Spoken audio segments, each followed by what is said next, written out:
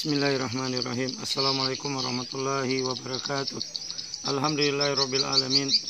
Wassalatu wassalamu ala sayyidina Muhammadin wa ala alihi wa ashabihi wa man tabi'ahum bi ihsan ila yaumiddin. Amma ba'du.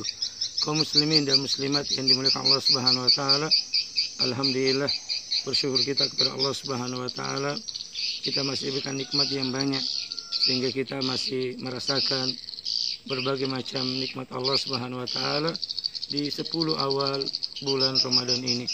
Kaum muslimin dan muslimat yang dimuliakan Allah Subhanahu wa taala, pada kesempatan kali ini kita akan melanjutkan fikih seputar puasa Ramadan yang keempat.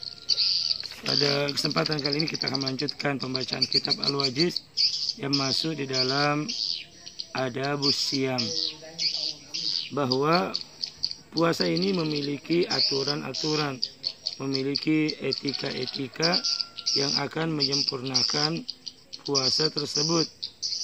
Dan apabila etika-etika atau adab-adab ini tidak diperhatikan, ini bisa mengurangi kesempurnaan dari puasa seseorang.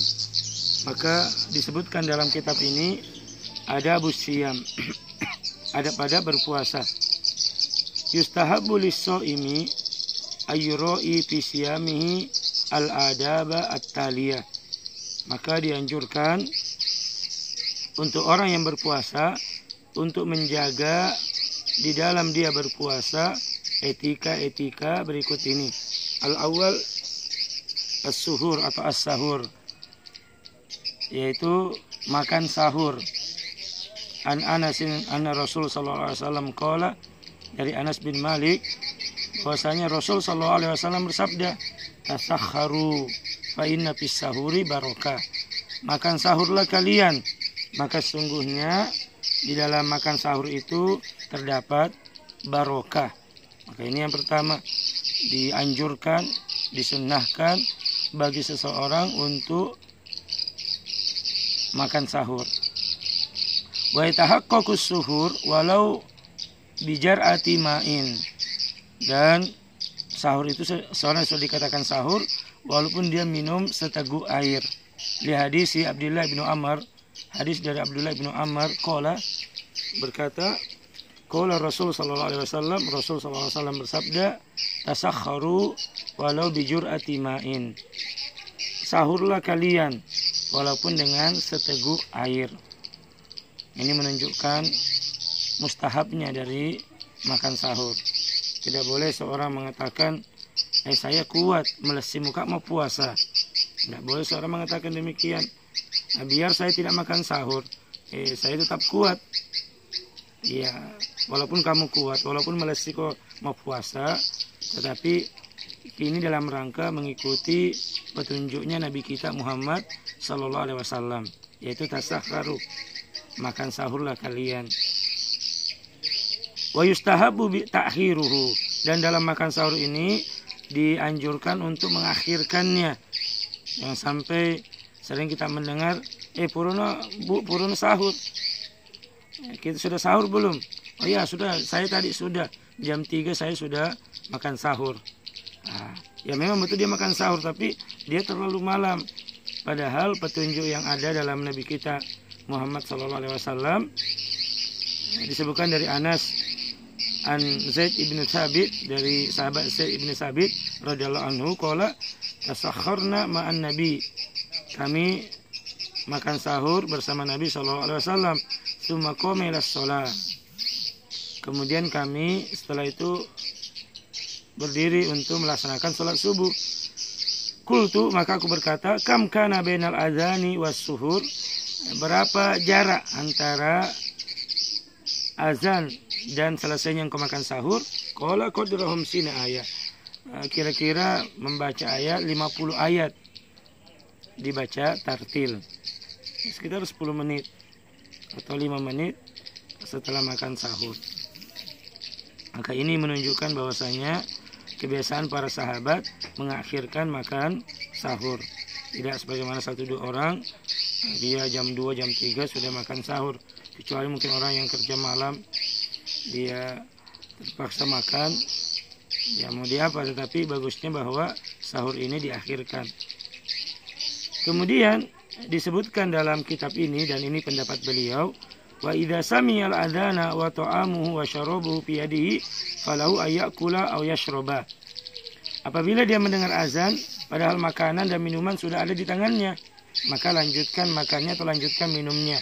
Di hadis Abu Hurairah qala, karena hadis dari Abu Hurairah radhiyallahu anhu berkata, idza sami ahadukum an-nida, apabila kalian sudah mendengarkan azan, wal inau ala yadi, padahal makanan atau minuman masih sudah berada di tangannya, fala yaduhu hatta yakdiya hajatahu minhu, maka jangan dia letakkan sampai selesai dia memakan atau meminumnya.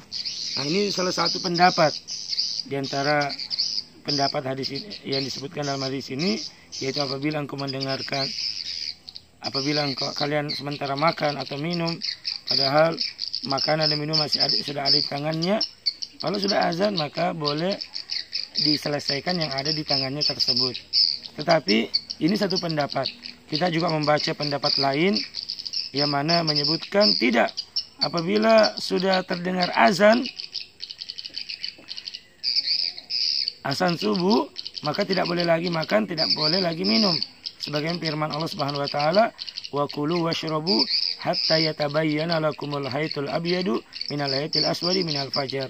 Makan dan minumlah sampai jelas bagimu benang putih dari benang hitam, yaitu terbitnya fajar. Ini dua pendapat ulama.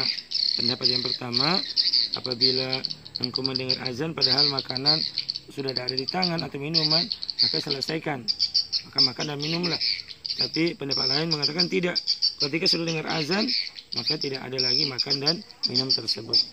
Kemudian yang adab yang kedua yang disebutkan oleh para ulama, al-kaffu anil lagwi wal rafasi wa nahwihima mimma yatanafa ma'as-shaum, yaitu menahan diri dari perkataan sia-sia, perkataan jelek, cabul, perkataan jorok dan semisalnya, yang mana menafikan kesempurnaan puasa. Abi Hurairah radhiyallahu anhu anna Rasul sallallahu alaihi wasallam qala, dari Abu Hurairah radhiyallahu an, bahwasanya Rasul sallallahu alaihi wasallam bersabda, idza kana yauma shaumi ahadukum fala yarfus. Apabila kalian puasa, salah seorang di antara kalian berpuasa, maka jangan dia berkata-kata yang jorok, jangan berkata-kata yang jelek, wala yashab, jangan teriak-teriak, wala yajhal, jangan melakukan perbuatan-perbuatan maksiat, dusta, ghibah dan lain sebagainya. Fa in syatama ahadun aw qatalahu falyakul inni shaim. Jika seorang mencelanya atau mengajaknya dia bertengkar, maka katakan saya berpuasa. Maka dari hadis ini kita mengetahui Nabi SAW melarang kita ketika berpuasa melakukan ucapan atau mengeluarkan ucapan-ucapan jelek, berteriak-teriak atau melakukan ucapan-ucapan dusta atau ghibah. Dan ini mengurangi kesempurnaan puasa. Wa anhu qala, dan juga dari Abu Hurairah radhiyallahu anhu masih berkata, qala Rasul sallallahu alaihi wasallam, man lam yada' qala zur wal amala bi, barang siapa yang tidak meninggalkan perkataan dusta dan melakukan perbuatan dusta atau perbuatan jelek, falaysa lillahi hajatun fi ayyada ta'amu wa syarabahu, maka Allah tidak membutuhkan bagi dia meninggalkan makan dan minumnya. Jadi berpuasa ini bukan hanya sekedar meninggalkan makan dan minum, tapi juga meninggalkan dari mulut berkata-kata yang tidak baik, menyakiti orang lain, telinga mendengar sesuatu yang jelek, atau mata melihat sesuatu yang tidak baik. Maka apabila seorang melakukan hal tersebut, itu semuanya mengurangi dari kesempurnaan pahala puasanya. Kemudian di antara adab yang ketiga dan keempat, al-judu wa mudarasatil Quran, yaitu bersikap dermawan dan banyak membaca Al-Quranul Karim. An Ibnu Abbas, dari Ibnu Abbas radhiyallahu anhu qala, kana Nabi ajwadun nas bil khair. Nabi SAW adalah orang yang paling dermawan dengan kebaikan. Wa kana ajwada ma yakunu fi Ramadan. hina yalqahu Jibril. Dan beliau lebih dermawan lagi ketika di bulan Ramadan. Jadi bulan Ramadan bulan kedermawanan, bulan untuk berbagi. Kita melihat alhamdulillah di bulan ini, walaupun dalam kondisi Covid seperti ini, banyak orang-orang kaya atau orang yang memiliki, mereka berbagi makanan. Atau orang-orang yang kerja di perusahaan, mereka mungkin sekolah sendiri tidak bisa, mereka berkumpul, kemudian mereka membagi-bagikan makanan. Apalagi di saat seperti ini, banyaknya orang-orang yang mungkin agak kesulitan hidup, tidak bisa dia lagi mencari nafkah yang mana nafkah sehari-harinya. Mungkin ada orang yang terpaksa dirumahkan oleh perusahaannya, maka tentunya lebih utama lagi untuk memberikan makan di bulan-bulan seperti ini. Maka rajinlah memberikan makan, insya Allah rajinlah bersedekah. Ya, ini merupakan keutamaan yang sangat besar. Kemudian disebutkan juga bahwasanya ya wa kana Jibril alaihissalam yalqahu kulla lailatin fi Ramadan hatta yansaliha yuridu alaihi nabil Quran. Fa idza laqiyahu Jibril alaihissalam kana ajwad bi khairi min rihil mursalah. Dan malaikat Jibril datang menemui Rasul sallallahu alaihi wasallam di bulan Ramadan ini. Yuridu alaihi nabi Al-Qur'an. Nabi sallallahu alaihi wasallam membacakan Al-Qur'an kepada malaikat Jibril, yaitu untuk murojaah. Fa idza laqiyahu Jibril alaihissalam kana ajwada bil khairi min rihil mursalah. Maka di bulan tersebutlah Rasul sallallahu alaihi wasallam semakin dermawan. Maka adab yang ketiga dan keempat yaitu dermawan berbagi di bulan Ramadan. Yang keempat, memperbanyak membaca Al-Qur'anul Karim.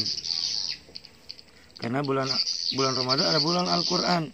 Syahrul Ramadan alladzi unzila fihi Al-Qur'an hudal linnas. Bulan Ramadan bulan yang diturunkannya Al-Qur'an. Kemudian adab yang kelima, tajilul fitri, menyegerakan berbuka. An Sa'al ibnu Sa'din anna Rasul sallallahu alaihi wasallam la yasalun nasu bi khairin ma ajalul fitr, bahwa senantiasa manusia di atas kebaikan apabila dia menyegerakan berbuka. Artinya ketika sudah terdengar azan maghrib, maka segeralah berbuka, jangan tunda-tunda berbuka tersebut. Maka adab yang keenam, ayub tiru alama yatayassaru lahu mimma huwa madhkurun fi hadzal hadis. Dia berbuka dengan apa yang mudah baginya.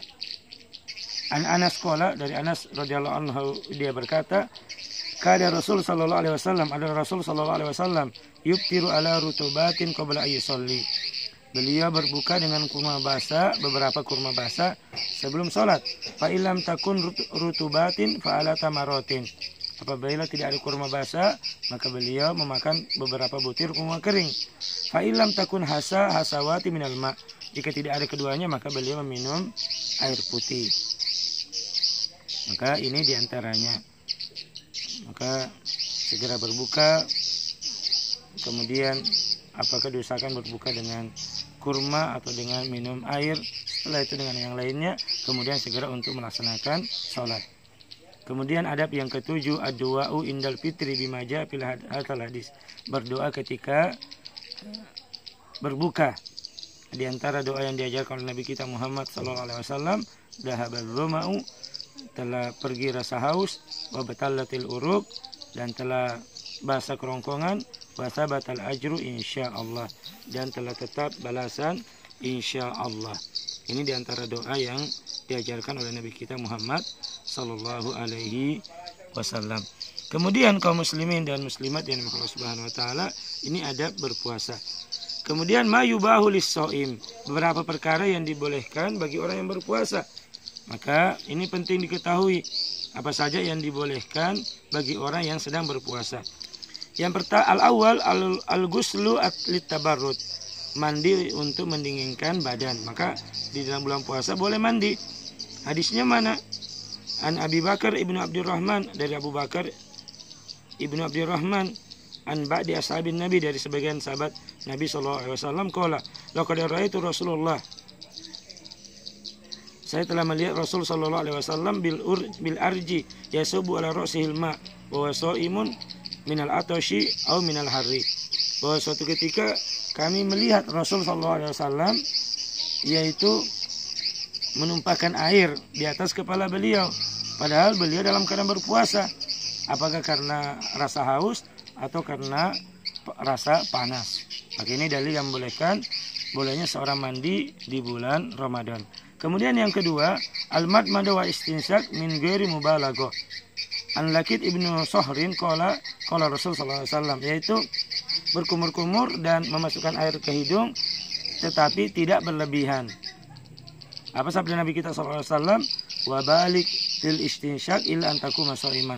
Bersungguh-sungguhlah kalian ketika memasukkan air ke hidung kecuali dalam keadaan berpuasa, ya hanya sekedarnya. Jangan berlebihan. Karena nanti ketika kita belajar bab wudu, seorang yang istinsyak itu masuk air ke hidung harus bersungguh-sungguh. Ambil air, dihirup, kemudian dikeluarkan dengan tangan kiri. Bukan hanya sekedar seperti ini yang dilakukan oleh orang-orang, sekedar-sekedarnya. Tapi masukkan sedikit, kemudian dikeluarkan dengan tangan kirinya. Kemudian al-hijama, yaitu bolehnya seorang bekam di bulan Ramadan ini. Ini disamakan dengan donor darah. Apabila dia bekam atau donor darah tidak membuat badannya lemah, maka boleh dia melakukan hal tersebut. Apa dalilnya?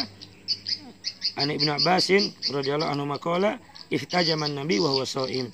Bahwa Nabi sallallahu alaihi wasallam berhijama, berbekam padahal beliau dalam keadaan berpuasa. Hadis ini diriwayatkan Imam Abu Daud, Imam At-Tirmizi. Kemudian yang keempat yang dibolehkan al-qiblatu wal mubasyarah liman qadara ala dabti nafsihi. Boleh seorang mengecup istrinya atau memeluk istrinya asalkan dia mampu menahan syahwatnya. An Aisyah radhiyallahu anha qalat kana Nabi yuqabbilu wa yubashiru wa shaim wa kana amlakakum liirabihi. Bahwasanya Nabi SAW terkadang mengecup, mencium dan memeluknya padahal Nabi dalam keadaan berpuasa. Tapi Nabi orang yang paling menguasai nafsunya. Kemudian berikutnya ini yang sering ditanyakan, ayus biha junuban, bagaimana seseorang lagi junub, masih dalam kondisi junub, belum mandi, kemudian tiba-tiba terdengar azan subuh. Boleh nggak dalam kondisi seperti itu melanjutkan puasanya? Maka hal ini dijawab oleh Aisyah dan Ummu Salamah. Aisyah dan Ummu Salamah berkata, anna Rasul sallallahu alaihi wasallam kana yudrikul fajar wa huwa junubun min ahlihi, tsumma yaktasilu wa yasum. Bahwa Nabi sallallahu alaihi wasallam pernah memasuki waktu subuh padahal beliau dalam kondisi junub ketika selesai menggauli istrinya. Tsumma yaktasil wa yasum. Kemudian beliau mandi, kemudian beliau melanjutkan puasanya. Maka dari sini boleh seorang yang belum mandi junub misalnya waktu subuh, dia mandi, dia melanjutkan puasanya. Kemudian yang keenam, as-siwak wat tibu wal adhan wal kuhlu wal kotratu wal hukna. Boleh seorang menggosok gigi atau memakai minyak wangi. Al-aslu fi ibahati hadhil asya' al-bara'atu asliyah. Karena asal dari hal ini adalah bolehnya. Karena al-bara'atul asliyah. Walau kanat mimma yahrum 'ala shaim la bayyanahu Allah wa rasuluh. Seandainya dilarang untuk orang yang berpuasa, pasti akan ada dalilnya pasti akan ada larangannya atau ada dalilnya dari Al-Quran atau petunjuk Nabi SAW. Tapi karena tidak ada keterangan yang ada dalamnya, maka hal ini dibolehkan oleh para ulama. Wa maka rabbuka nasiya, tidaklah Rabb kamu lupa. Jadi kaum muslimin yang Allah Subhanahu wa taala, pada fikih seputar Ramadan yang keempat ini kita menyebutkan tentang adab berpuasa dan apa yang dibolehkan bagi orang yang berpuasa. Maka alhamdulillah satu hadis yang sering kita dengar, man qoma ramadhana imanan wa ihtisaban ghufira lahu ma taqaddama min dambi. Kita memang saat ini kebanyakan dari kita mungkin sholat tarawih di rumah masing-masing, maka bersemangatlah melaksanakannya, karena Nabi SAW mengatakan, man qoma Ramadana, barang siapa dia bersungguh-sungguh berpuasa, sholat di bulan Ramadan, sholat tarawih, iman dan mencari pahala, akan diampuni dosanya yang telah lalu. Mungkin kadang terasa berat, kita mungkin sudah terbiasa masjid, kita ramai, kita mendengar bacaan imam yang baik. Sekarang kita mungkin berdua dengan istri atau boleh jadi sendiri, apalagi mungkin dengan bacaan kita yang kurang terlalu baik, karena ini membuat semangat kita turun. Tapi tidak demikian.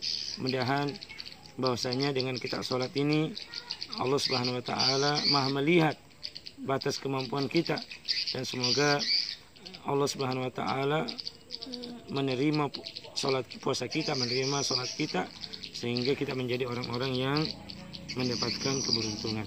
Kaum muslimin dan muslimat yang Allah Subhanahu wa Ta'ala, ini yang kita sampaikan pada sesi yang keempat ini, yaitu fikih seputar puasa Ramadan yang keempat. Semoga Allah memberikan kebaikan kepada kita semua. Mohon maaf atas segala kekurangan. Wassallallahu ala sayyidina Muhammadin wa ala alihi wa sahbihi ajmain. Subhanakallahumma wa bihamdik, asyhadu an la ilaha illa anta, astaghfiruka wa atubu ilaik. Assalamualaikum warahmatullahi wabarakatuh.